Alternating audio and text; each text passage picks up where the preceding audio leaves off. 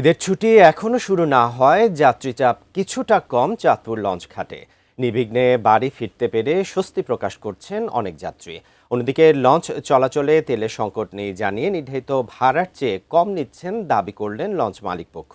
বিস্তারিত জানাতে চাঁদপুর লঞ্চ ঘাট থেকে সরাসরি যুক্ত হচ্ছেন প্রতিনিধি বিল্লাল ঢালি। বিল্লাল ঢালি, ঈদকে সামনে রেখে চাঁদপুর লঞ্চ ঘাটের আজকের কি অবস্থা?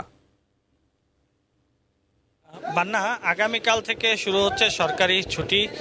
সেই হিসেবে এখন পর্যন্ত চাঁদপুর লঞ্চ ঘাটে যাত্রীর চাপ খুব একটা লক্ষ্য করা যায়নি। তবে লঞ্চ মালিক পক্ষ যারা আছেন তারা মনে করছেন যে কাল বিকেল থেকেই হয়তো যাত্রীদের চাপ বাড়তে শুরু করবে। আরেকটি বিষয় ইতিমধ্যে আলোচনায় ছিল, ইরাক যুদ্ধের কারণে তেলের কিছুটা সংকট দেখা দিয়েছিল। তো আমি মালিক পক্ষের সাথে কথা বলেছি, তারা জানিয়েছেন এই মুহূর্তে তাদের তেলের যে সংকট সেটি নেই।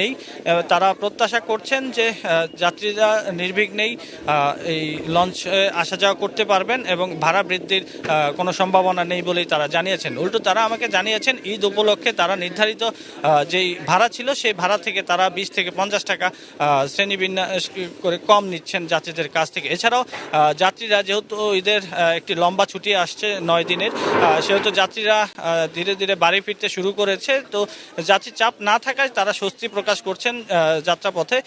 এছাড়াও যাত্রীদের কিছু অভিযোগ আছে চাঁদপুর লঞ্চ ঘাটে, যেহেতু যাত্রীদের বসার জন্য ব্যবস্থা নেই, ওয়াশরুম নেই, এছাড়াও খাবার পানির ব্যবস্থা নেই, সেহেতু তারা কিছু বিপাকে পড়ছেন।